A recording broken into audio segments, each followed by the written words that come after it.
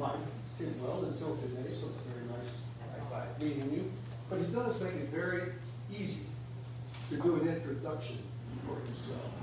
He went to the CCAN network, or website there, and there it was. A beautiful little short introduction. So Mike is founder and director of the Chesapeake Climate Action Network. That's CCAN. A grassroots nonprofit organization dedicated to raising awareness about the impacts and solutions associated with global warming in Maryland, Virginia, Washington, D.C., West Virginia, and nationwide. He is also an author and filmmaker who predicted in vivid detail the Katrina hurricane disaster in his 2003 book, Bayou Farewell, The Rich Life and Tragic Death of Louisiana's Cajun Coast. His most recent book, focusing on Katrina and global warming, is titled The Ravaging Tide, Strange Weather, Future Katrinas, and the Race to Save America's Coastal Cities. His 2004 documentary film, We Are All Smith Islanders, vividly depicts the dangers of global warming in Maryland, Virginia, and D.C. Mike has been featured in numerous national media outlets, including NBC's Meet the Press, NPR, the New York Times, the Baltimore Sun, Politico, and the Washington Post. In 2003, Mike received the Audubon Naturalist Society's prestigious Conservation Award. 2 years later, he received an honorary doctorate of letters from Nichols State University in Thibodaux, Louisiana. A long-term resident of Maryland, Mike lives in Tacoma Park with his wife Beth and son Sasha. Please join me in welcoming Mike here.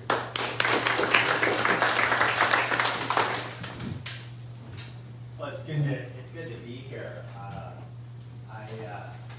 I feel like I'm in a painting down here. It's amazing.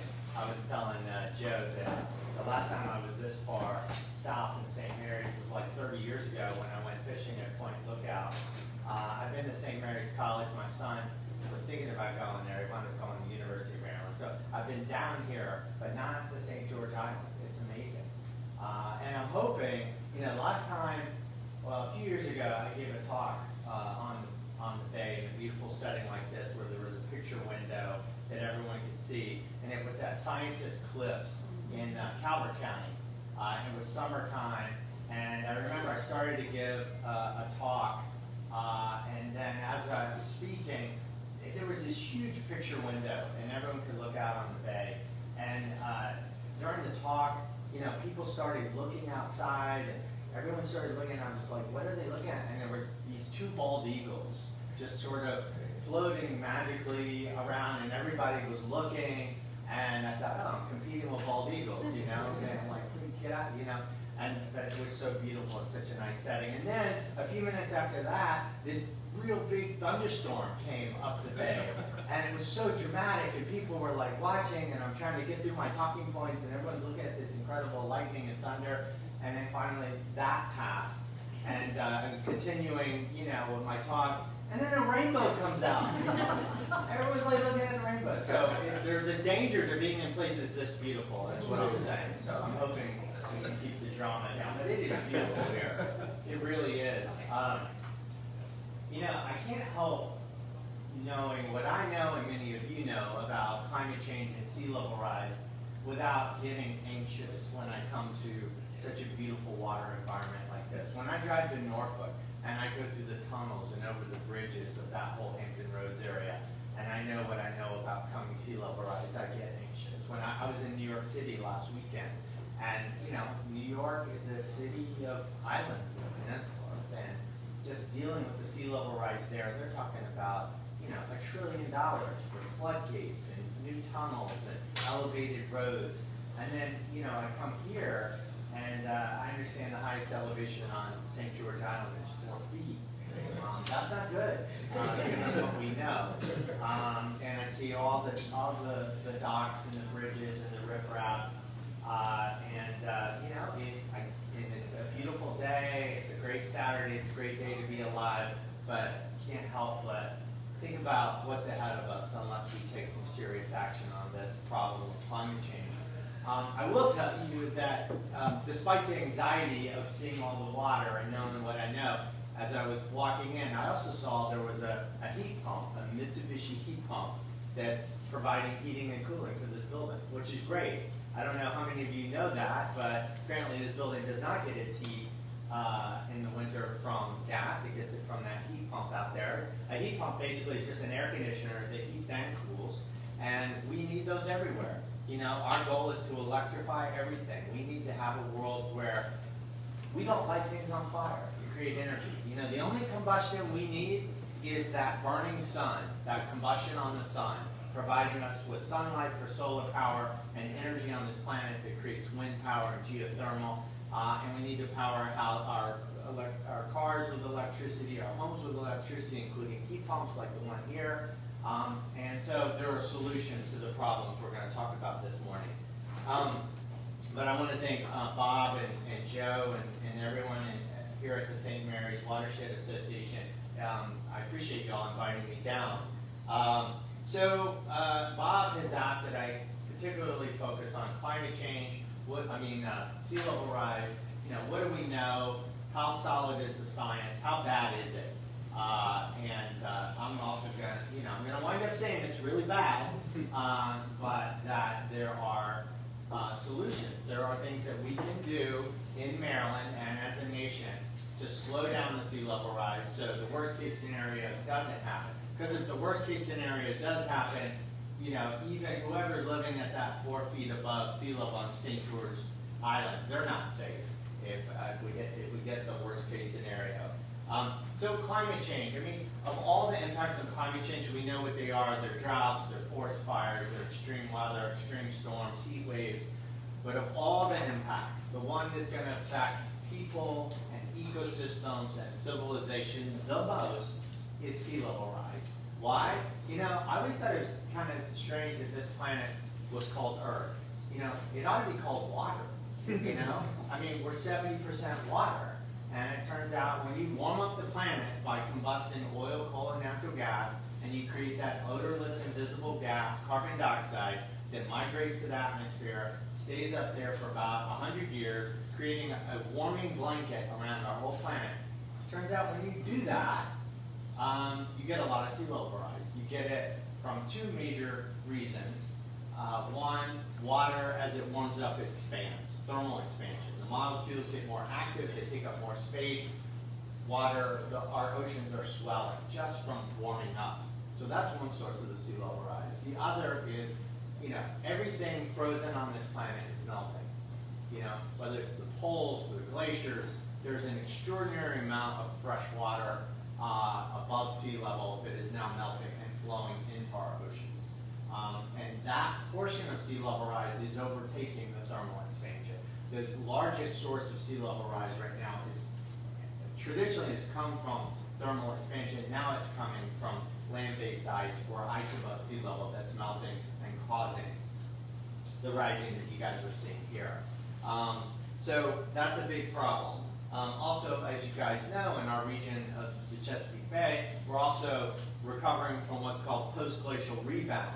You know, when the glaciers came down from the north 10,000 years ago and stopped around, you know, New York State and New Jersey, it caused like a seesaw. The ice from the north pressed down, and it caused this part of our landmass to go up as a seesaw. Now those glaciers are gone. They've been gone for 10,000 years, and that seesaw is still settling back down. So we have subsidence here. We have land subsidence. The land is sinking at the same time that the ocean is rising. So some of the worst relative sea level rise in the world is happening right here in the Chesapeake Bay, and especially down near Norfolk, where it's about as bad as it could possibly get.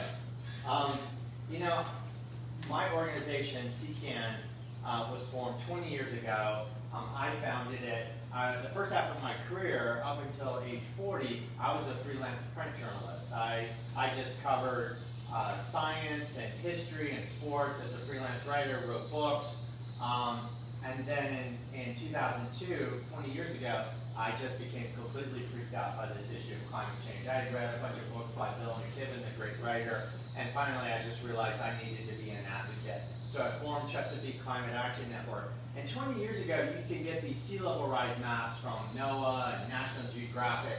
And I remember I had one in my office for years. I think it came out in like 2004, and it showed what would happen if we got 3 feet of sea level rise. What would happen to the Chesapeake Bay area? And you know, one thing is Dorchester County is just gone. I mean, it just disappears. It's so low lying. Another interesting thing, as I remember looking at that map a few years ago, is that Cove Point, right, where we have these nuclear power plants, and where now there's a liquefied natural gas export facility that Dominion Energy built a few years ago. Cove Point, that whole peninsula in Calvert County, completely disappears. It's gone. You know, and all this infrastructure that we have there, all this energy, the nuclear power plants are higher up, but all the access roads and a lot of the infrastructure around there, completely gone from 3 feet of sea level rise. And now those numbers are outdated. Right now, the Intergovernmental Panel on Climate Change is projecting in its latest report, and for all I know, it may have changed even just in the last couple of months. The last report I saw was about 1.2 meters by 2050. So what is that, like 4 feet almost by 2050, unless we bend the curve of emissions way down. And I'm going to talk about that. These numbers are super scary, but they also assume that we don't do anything about emissions, carbon emissions.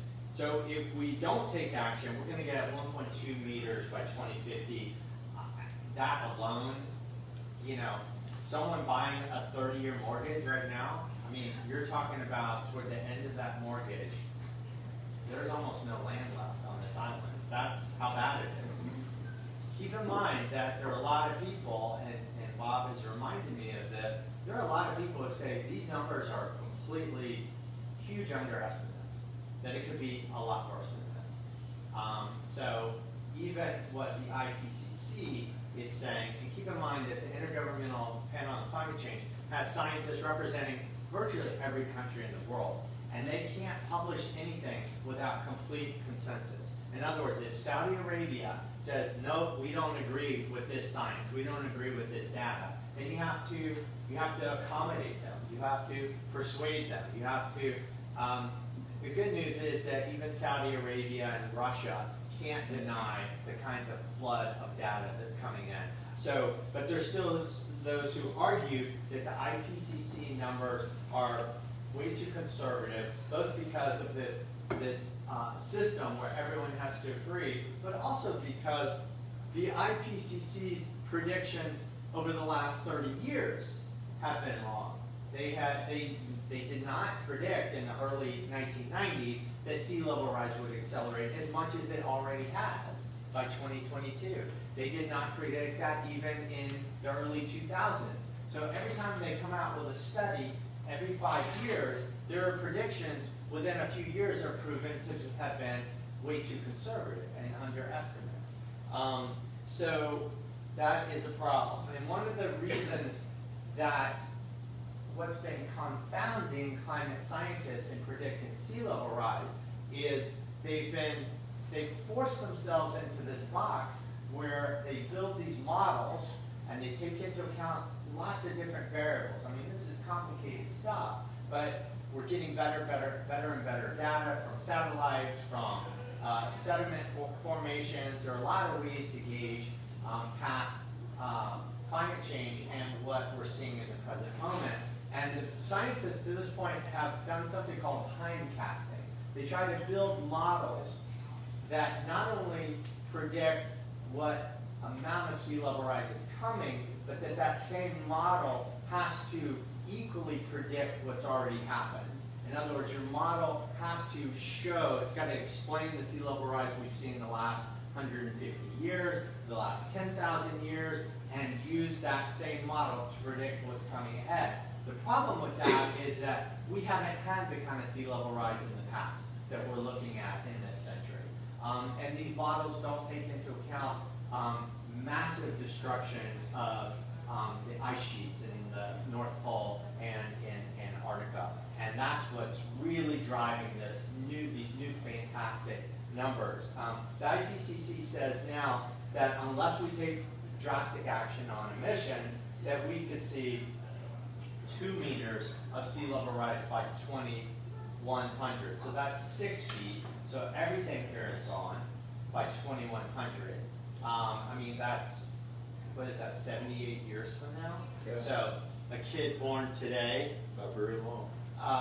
is predicted in the United States to live more than 78 years. So you're talking about any of us who have children or grandchildren who are just born, they're going to be around in 2100. It's not that far away. And if you get 2 meters, i.e. 6 feet of sea level rise, I mean, it's unthinkable, right? And still, that number could be an underestimate. Basically, the IPCC, when they predict the upper end of estimates, it really isn't the upper end. What they're saying, and they have a complicated formula, they're saying that 80% of all the models they've run, 83% is the number they use, are below 6 feet. So if they say 6 feet is the upper end of sea level rise, they're not saying that that's as bad as it'll get. They're saying that 83% of all the models we run fell below that. But the point is, it could be higher than that. And there's a lot of reasons why it could be a lot higher than that. And Bob, at some point, I'd love for you to jump in and explain more of what you've been reading. But the point is that, you know, if we thought we had a tiger by the tail, you know, in the last 20 years, you know, I think we've got, you know, a tiger by the tail on steroids who's hungry and really pissed off. And so we have a lot to do. I do want, you know, and, you know, that there are credible estimates, and even the IPCC says without strong action, we could see 20 feet by 2200. Now that's a little bit further down the road, but the truth is, 2 out of 5 people on the planet live 20 feet above sea level or less. You know, so you're talking about 40% of the planet that would be profoundly affected in the next century and a half. But we're already being affected. You know, we all know that. In fact, I have a very good friend. His name is Ben Kramer. He lives in Montgomery County. He's a senator in the General Assembly. And Ben's an outdoor guy, and he was so proud. He's in his early 60s, I think. He and his wife finally fulfilled their dream of buying a cabin on St. George Island. And I'm not sure where it is. I should have asked him. I might text him and say, "Are you at your cabin? Tell me how to get there." They bought a cabin. Ben Kramer is a climate activist. I mean, he has bills every year in the General Assembly to address climate change, to promote clean energy, to fund climate adaptation. So he's climate aware. When he bought his cabin down here, he asked the folks who sold it to him. He checked all the historical data, and that land that he bought had never flooded. You know, it was elevated, it hadn't flooded, he was told it wouldn't flood. Here's as far as the waters come, Mr. Kramer. The first 6 months that they owned the cabin, it completely flooded. Whatever big flood y'all had, it had to have been in the last couple of years. And he said, "Mike, I couldn't believe it." So we know y'all are seeing that a lot, and I'd love to hear some of your stories. You know, Smith Island, I mean, parts of Smith Island, they lose 30 feet of shoreline every year. Blackwater Wildlife Refuge, right across the bay, they lose close to an acre of land every day to sea level rise, collectively. So this is really accelerating. But a little bit of good news. I mean, the good news is 2015, we had something called the Paris Climate Accord. Every country in the world now has agreed to it, now that Joe Biden has signed up for the Paris Climate Accord. And before the Paris Climate Accord, the world was headed to 4 degrees Celsius warming by 2100. I don't know what that is in Fahrenheit, but it's a lot. And that was 4 degrees Celsius by 2100 as business as usual. In other words, if we don't really get serious about it worldwide, that's how warm it's going to be. That's unsurvivable for civilization. You know, organized human existence will break down at that level. In fact, most scientists believe that we would see massive ecosystem collapse and massive impacts on civilization as a result if we get to 2 degrees Celsius by 2100. The good news is that in the last 7 years, because of falling wind and solar prices, because of commitments of a lot of countries to commit to emissions reductions, and even here in the United States, even though at the federal level we haven't ever passed a single significant piece of climate legislation in the history of the United States Congress to seriously reduce climate impact, the good news is Maryland's passed a lot of bills. Maryland is rapidly decarbonizing and moving toward offshore wind and solar and electric vehicles. California, New York State, Massachusetts, Minnesota, there are a lot of states that are driving that. And it's those states passing policies to mandate a mix of wind and solar and higher efficiency in our economy, that those policies at the state level and other countries around the world doing the same thing have driven the cost of wind and solar down because demand has increased more supply has led to greater efficiency, and the price of wind and solar have come down dramatically. We all know what's happening with fossil fuel prices. You know, they're going the other direction. And so because of all these changes at the state level here in the United States and other countries worldwide, the projection of where we're headed, the curve of warming that was 4 degrees Celsius before Paris in 2015 is now looking at about 2.5 degrees Celsius because of things that have already been done. Now, 2.5 degrees Celsius is still, forget St. George Island, forget New York and Shanghai and Gdansk, Poland, all the coastal cities will be gone at 2.5 degrees Celsius because of sea level rise. But we're moving in the right direction. And so my appeal to all of y'all is, as bad as it is, as many impacts that are going to come to your community, no matter what we do, because we have a lot of warming in the bank, right? The CO2 is up there. Unless we figure out a way to suck it out of the sky or reflect sunlight from our planet, that CO2 is up there and it's going to keep warming. If we unplug everything, it's going to keep warming the planet for another century. So we've got impacts that we can no longer avoid. I have a journalist friend who always says we need to adapt to the impacts we can no longer avoid, and we need to avoid the impacts we cannot adapt to. And so we can adapt to the kind of impacts that we know are coming. Instead of 4 feet or 6 feet or 20 feet of sea level rise, if we can keep it to 2 or 3 feet, we could plausibly adapt to that worldwide. And if we could keep the warming to 1.5 degrees Celsius, and that's the number that scientists say, that's the only safe number. If we go above 1.5 degrees Celsius, we're in big trouble. But the curve is moving in the right direction, which is why I'm really happy to tell you that the Maryland General Assembly in mid-April put the final touches on a bill called the Climate Solutions Now Act, which we all worked on in the General Assembly, and it's a good bill. It's a really good bill. It really accelerates the conversion of our automobiles toward electric vehicles, especially school buses, which use a lot of fuel, of course. It sets a goal of cutting greenhouse gas emissions 60% below 2006 levels by 2030. It's the most ambitious reduction goal in the country of any state. And so now we got to figure out how to get there. The good news, again, wind and solar prices are falling. Offshore wind, I mean, the majority of our electricity in the entire state of Maryland within 20 years the majority of all our electricity is gonna come from spinning wind turbines off the coast of Ocean City, way off the coast, 17, 18, 20 miles. There's some people in the tourism business in Ocean City who are like, we don't wanna see them, we don't wanna see them. And the reality is, in the winter, when it's clear, they're gonna be about the size of your thumbnail if you hold your hand out about that far. In the winter. In the summer, you're not gonna see it. It's hazy, you're not gonna see the turbines.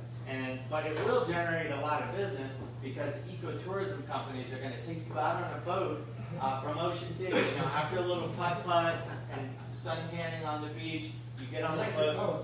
Yeah, you go out there and you see these wind turbines, and it'll be amazing. That's already happening on Block Island where they have wind turbines there offshore, and also the recreational fishermen.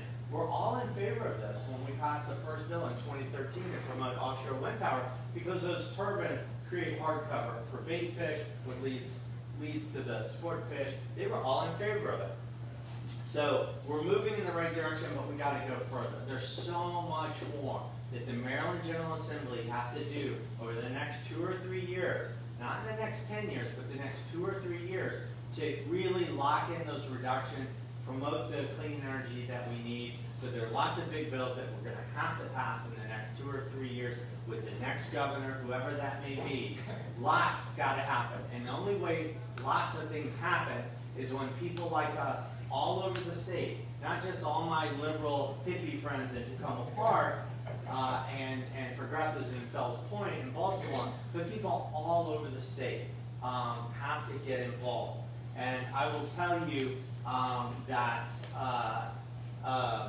well, first let me tell you, at the federal level, there's also legislation moving. A lot of people have given up on Joe Biden's bill, Build Back Better, because of Senator Joe Manchin. In fact, my organization, we put an organizer in West Virginia a year ago, specifically to organize to try to put pressure on Joe Manchin. And even though Chesapeake sent our name, Chesapeake Climate Action Network, we tell people we're not a Bay group. I mean, we love the Bay, we're not against the Bay, but that Chesapeake is just a regional designation. And it turns out the panhandle of West Virginia is in the Bay watershed. So we figured we might as well go organize there. I would not give up on the federal legislation. A lot of people have, but there's still a good chance, better than 50-50 chance, we're going to get finally a comprehensive climate bill out of the Congress using budget reconciliation in the Senate, and that will unlock $550 billion in federal funding for more charging stations for electric vehicles, just, subsidies for heat pumps like the one you have here, just a lot of really good stuff. Just transition for our coal miners who are out of work and who are dying of black lung, and these coal companies have gone out of business, and these miners who've earned the medical support they deserve are not getting it. So this bill will do a lot for just transition of our workers in the fossil fuel industry who now don't have jobs, and it will do a lot to create so many jobs in the wind and solar industry. So when we do all that, and we do it in a hurry, we can keep the sea level rise down to a manageable level. We can protect most of St. Mary's County. But we've only got a few more years to do it because that window is closing. And once we pass these sort of climate thresholds, these triggers, beyond really 1.5 degrees Celsius, then the planet's own systems, these massive feedback loops take over, and we won't be able to affect it anymore. It'll just be wildly beyond our control, the kind of feedback loops that will kick in. And I will just tell you, I give a lot of talks like this across the state, and people ask me, okay, Mike, you came, we invited you, you completely freaked us out, you've depressed us, you've laid it all on the line. Now, okay, I want to do something. I want to get involved. And Mike, I don't want you to give me 10 things to do. I don't have time. I've got to get the kids to soccer, and, we've got the church retreat coming up. Please don't give me 10 things to do. Give me one thing. If there was one thing that I could do, the most important, effective thing that I could do, what would it be? And my answer is always the same. It's develop a relationship with one group that's really fighting this problem. pick that group. Maryland Sierra Club is very focused on climate change. My organization was founded to focus on this one issue. And we've grown. We've got a staff of 25. We've got an office in Tacoma Park, in Baltimore, in Norfolk, in Richmond. We're across the region. We're active in all of these states. And we're laser focused. And so then people say, okay, develop a relationship. What's the best way to develop a relationship? And I said, that's simple. Go to the website of whatever group you've chosen and sign up for their email alerts. And then everyone groans like, are you kidding me? We get too many emails as it is. This is the big solution? Get on an email list? And my answer is, how many people here today learned about this event because you heard about it on the radio? Raise your hand. How many of you learned about this gathering this morning because you read about it in the local newspaper? How many of you are here because you got an email telling you about this event? I mean, email is still the workhorse of organizing. Even after all these years, in the beginning of AOL in 1995 or whatever, it's still the workhorse. It's still the single best way that if you want to develop a relationship with my organization, we will email you, we will let you know what's going on in Annapolis, we will let you know what's going on in Washington, we will let you know what's going on in St. Mary's County in terms of scientific studies, in terms of local events, but it's that email relationship that allows us to keep you informed and give you opportunities. Hey, Bob, it'd be great if you could call, your senator today and tell him he's on the fence on the Climate Solutions Now Act, or can you send an email to the governor telling him not to veto the Climate Solutions Now Act, which he did not veto. He let it become law without his signature. So that is the number one thing you can do, is develop a relationship with the group, which is why I came here. When Bob invited me, I thought, yeah, Saturday in the spring down in St. Mary's sounds great. But I could be doing a million other things this morning. Like my lawn really needs mowing with that electric lawnmower. But I enjoy giving these talks, and my goal is not to depress you. If during this talk you're inspired a little bit by anything I've said, that's great. But none of that matters to me. The only thing that matters to me, and the reason I came down here, is to ask you to get involved. Because we need your help. My organization is nothing without people from all over Maryland getting involved. Being there ready to respond, ready to speak up, ready to express your concerns, your anxieties, and your demand that we do more. Which is why I happened to bring some little handmade sheets. I forgot to bring my fancy printouts. But here, if you're interested in staying involved with Chesapeake Climate Action Network, if you have a business card that you just want to give to me, that's great. Or if you want to fill out your information on one of these sheets, that way we will add you to our alert list. We will, we will not spam you. We will only get in touch when it's important. You can unsubscribe at any point. But y'all are very focused on the St. Mary's River watershed, and so am I. I want to save it. And the only way, no matter what y'all do down here locally, if we don't get climate emissions under control, we're not going to save this watershed. So I will leave these or circulate these. Can you just pass these around? We've got like 4 of them, maybe one per table. So anyway, I'd be happy to answer any questions y'all have. Yes? Nuclear energy, nuclear power. I have this vague recollection that you were scheduled to speak over in Solomon some years ago and got blocked by someone. I'd be interested in that story. Yeah, they could. But second of all, I'd be interested in your views, because it seems to be, some people advocate that should be part of the picture, and some of the European countries seem to be going in that direction. And you didn't mention, it's certainly different from solar and wind. Yeah. But is it part of the solution or a part of the problem? It's funny, no matter where I give a talk in this region, people ask 2 different questions. One of them is nuclear, so y'all can check the box for you guys. You're halfway there, and I won't tell you what the other question is, and wait and see if you ask it. Nuclear power, my organization is not anti-nuclear. I think that those folks in Solomon's I was invited to give a talk to a group in Solomon's. This was like 10 years ago or so.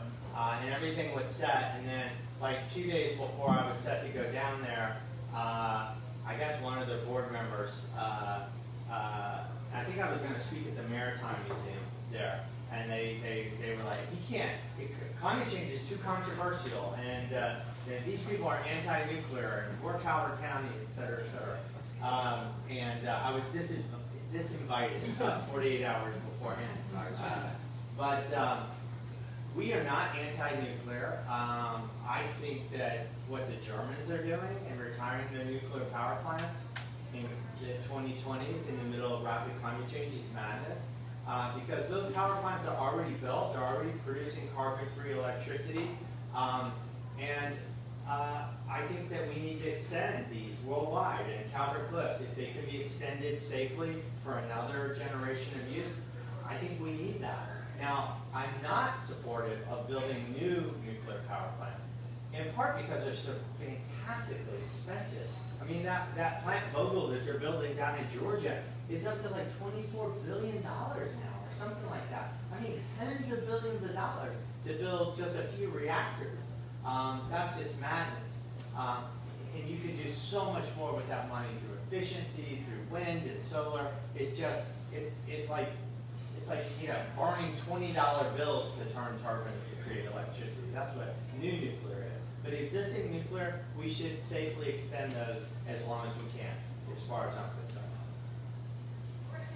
So I have a question about electric, and you mentioned the heat pump. So, I have heat pumps, I've got an electric car. Every time I plug it in, I think, where's my electricity coming from? Oh, it's coming from Morgantown, they burn coal. So, I guess my question is it still advantageous to switch to electric when the source of electricity is coming from burning coal? If you drive an electric car that's charged only by coal-fired electricity, you're still emitting less greenhouse gases than if you were burning gasoline. Because an electric car is so efficient. It's using less raw energy than a gasoline-powered car. But the good news, Morgantown is closing. I think they're going to be closed. They're going to be retiring Morgantown in the next 10 years or so. It may be replaced by a gas plant. We're going to try to stop that because we don't need it. We don't need new gas plants. We need more wind and solar and battery storage. But the state as a whole, Maryland, we now get about 22% of our electricity in terms of consumption is coming from wind and solar and other carbon-free, non-nuclear sources. Now, if you add nuclear to that, we generate about 40% of the state's total generation is nuclear, but in turn, a lot of that is exported. So we consume about 15% nuclear and about 22% renewables. So we're almost a half of our electricity is coming from clean sources.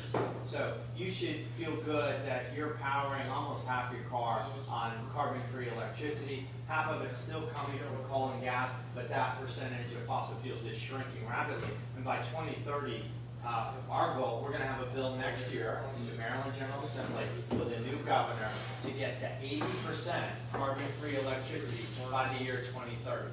That's the goal, and we can get there. We got some work to do. But the good news is we submitted a questionnaire to every major candidate for governor. 6 of them, all Democrats, signed our pledge, and that pledge is, do you support a bill for 2023 that would commit the state to 80% carbon-free electricity by 2030? 6 of those candidates. Franchot was the first one to sign it. Gansler, John King, who? Tacoma Park. Yeah, he's in Tacoma Park. We're all Tacoma Park. Yes.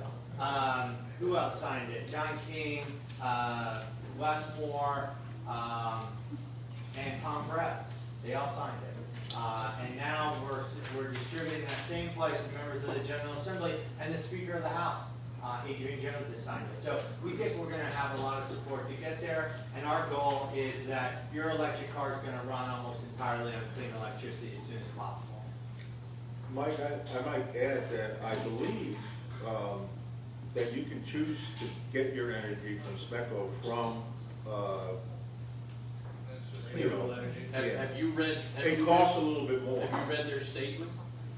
Maybe I You did, I need don't. to read what they say when this clean choice comes out. Okay. You can raise your rates at any time Oh, I know that, yeah, without telling you. right, And if it's a company, they're gonna do it. right, yeah. I mean, it's ridiculous when you Right. read it.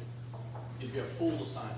Yeah, so our goal is that you won't have to have these side deals with your local utility, because the grid statewide, you know, as a matter of state policy, we're going to flood the grid with wind and solar, and other renewables, so you won't have to pay more to Pepco or SMECO. I mean, that's the goal.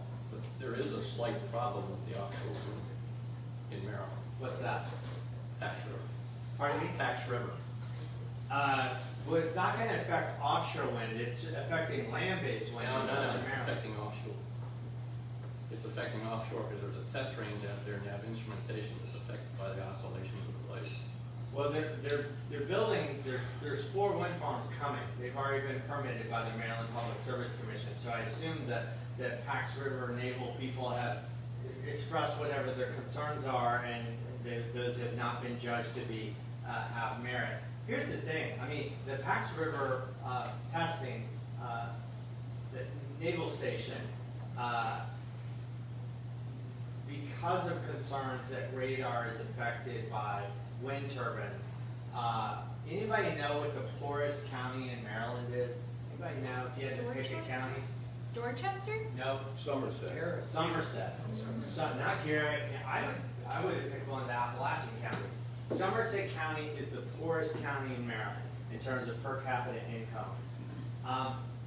The wind is beautiful there. Down in the lower bay, I mean, there are farms. There are farmers that grow soybeans, that have cattle in Somerset County. If they could put some wind turbines on their land and harvest sunlight the way they harvest crops, harvest wind the way they harvest crops, they could hang on to their farms. They could send their kids to college. And that was all ready to go. 10 years ago, we thought Somerset County was gonna be, a real wind developer, until Pax River said, oh no, those wind turbines, whoever we're trying to train, these Saudi princes or whoever to fly our planes, they're gonna be disrupted by, and my thought was, do the Cubans not have wind turbines? What about the Chinese? Shouldn't we figure out how to have planes that can deal with wind turbines? Because as far as I know, a lot of the countries we're concerned about might have wind turbines. And I just feel like that was just so sad. And basically, Steny Hoyer got the General Assembly to pass a bill that Martin O'Malley vetoed that said no wind turbines within 50 miles of Pax River. That bill was vetoed, but it had the effect of scaring every company away from ever building a wind farm in Somerset County. So the poorest county in the state that needed the jolt of economic development, we had farmers from Somerset County came to Annapolis on their tractors with little wind turbines on them spinning, and they drove circles around saying, let us harvest wind. And still, we lost that bill. So I just hope that whatever the concerns are, that we can address them, because the two need to coexist. So the problem is not with planes flying, it's with signals. It's with seeing, the Atlantic test range needs to know what's going on with the aircraft. They need to have their signals coming back, and it's not just radar, it's radio and emanations and things like that. And if Pax River goes away, Somerset County is no longer the poorest county in the state. St. Mary's County is. Because we don't have wind here, and they have wind. Well, I just gotta believe that there's a way to solve that problem. And Well, again, it's easy to say, I'm just pointing out that there is a legitimate, massive concern here from engineering at Pax River and Atlantic Test Range. well, we either solve it or ask China not to build wind turbines, because, they're just, if we can't fly our planes in any airspace in the world where there are wind turbines, that's gonna be a problem. It's not flying the planes, it's getting the testing. It's a Naval Air Test Center, it used to be Naval, it's test and evaluation, it's testing, and getting the information to and from those aircraft that's being disrupted by the oscillations. So whatever's disrupting those military operations, I hope we can solve it without. Agreed. It doesn't seem like it should be an either or. Hopefully it's an and. But the offshore wind farms are coming. I have not heard at all that they're being delayed or denied because of anything related to military testing or We operations. got time for 2 more questions. Right here and then right here. I don't know if this question was already answered, but is there a way to separate out the sea level rise in the Chesapeake Bay? Like separate out the sources from subsidence or sea level rise from climate change?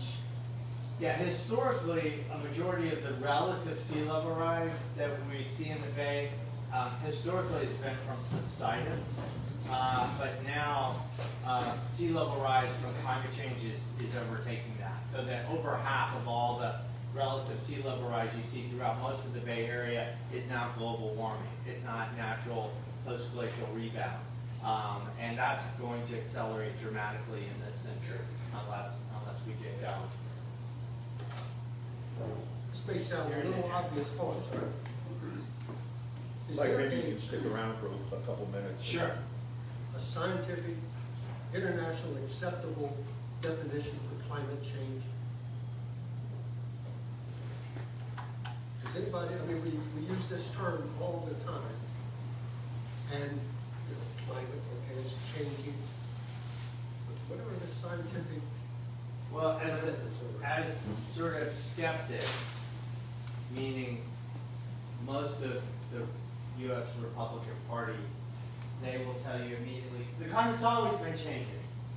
It's always been changing, since the time of the dinosaurs, which is a truism, of course, who's gonna deny that? And there weren't cars around when the dinosaurs were here, so there are a lot of ways that the global climate has changed, whether it's the fact that the planet wobbles on its axis, meteorites, there have been lots of different reasons that the climate has changed. This climate change that we're seeing now, we're driving it. So, you know, the definition is a change in the global climate system triggered by human activity. You know, that's what we're talking about when we talk about climate change. Yeah. that's acceptable internationally. Yeah, more or less. Yeah, it's usually ascribed generally to human activity. Except in America. Yes, right here. Yeah, I just had a question. You talked a couple times about conflict over siting of wind turbines. And we have a foot in Montgomery County, a foot down here, and in both places there have been tensions over siting of solar. And I'm curious your take on how much of the capacity we need can be absorbed in existing hardscape and waste areas, and how much we're going to need to balance competing interests for agricultural land and forest. You know, 20 years ago when CCAM was formed, there was a lot of optimism that we were going to get a lot more land-based wind power in this state, both on the lower eastern shore and out in Garrett County. But the visual impact out in Western Maryland, some people joke that it's the not in the backyard of my second home folks.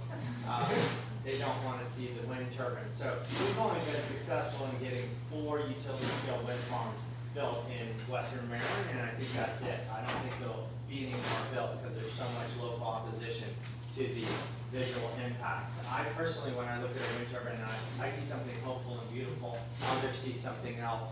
And most people who oppose wind and solar, they will say, we're not opposed to clean energy. We support clean energy, just not here. So if you go to Garrett County, there are folks who say, we support it, just not here. You go to Somerset, we support it, just not here. You go to Northern Montgomery County in the Ag Reserve, we support it, just not here. It has to go somewhere. Right. It has to go somewhere. So do you think there's going to be some policy statewide to help balance those? I think that what we're seeing with solar and the resistance to solar in places like Kent County and even Montgomery County and my county is that we will get solar. By law, we have a lot more solar that we have to deploy in the state. But I do think that more and more I see the big bulk, as I mentioned earlier, the big bulk of our clean electricity is going to come from offshore wind. because that wind is blowing day and night, it blows in the summer and the winter, it's almost like base load power, you know? It's really incredible. And there's a vision, you know, from Cape Cod to Cape Hatteras, with a bunch of interconnecting offshore wind farms. You know, you're talking about 24/7 electricity generation where, you know, within a few miles of where 100 million people charge their iPhones every day. And that's really going to be a big bulk. Now, solar, yes, and I'm still fighting to have a reasonable balance of solar in agri-reserve in my county, Montgomery County. But the reality is, even to build the amount of solar that we need by 2030, which there's a carve out that 14.5% of our clean energy portfolio must come from in-state solar.